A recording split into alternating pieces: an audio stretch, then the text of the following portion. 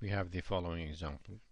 We need to calculate the reaction at A and B and the rest of the elements of this simple truss. We'll use software to calculate all of these values and we'll compare them with the manually calculated values. The software is called MD Solids. Open the software and then we click on the trusses part. Now we need to decide what the grid size will be for this problem.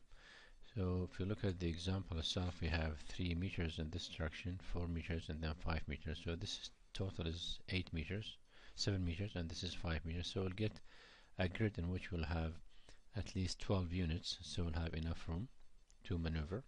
So what we do is here, click on a new truss.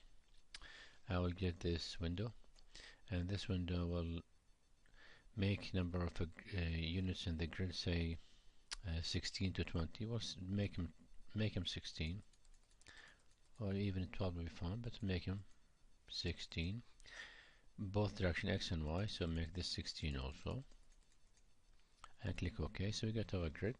Now I'd like to draw the model on our software. So we have 3. We have create. We have member. So if we start with creating members, so we have start with 3 meters. That's for this 3 meters, and then we have 4 meters. 2, 3, 4. This is for this 4 meters, and we do not stretch or draw one line from A to D because the software recognizes each element on its own. So we need to sketch each chord or element on its own. So that's why I sketched A, B, and then B, D. Now we'll sketch BC, which is 5 units. So this is 3, 4, 5. And then we'll connect C to D. And we'll connect C to A. So now we are done with the elements of the truss. Now we need to go to support. So we click on the create support. This create is already selected. So they go and move to supports.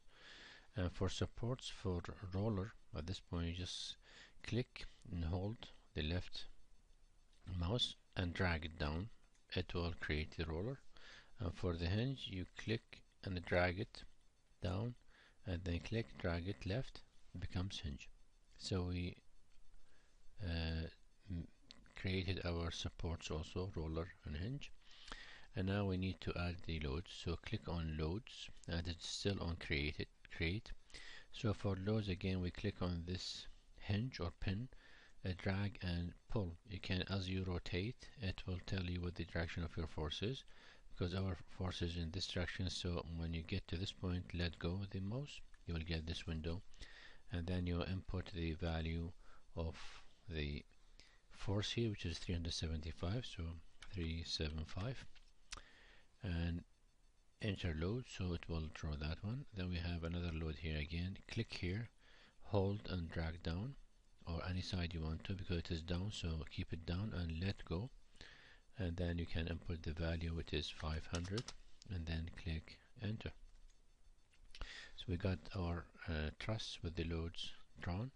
Now all we need to do is click on compute, and it will give us the results. So let's compare these results with the ones that was manually calculated. So first of all, BY is 541.67, which is same here. For reaction AY is 41.67, which is correct. And for AX is 375, that is correct also.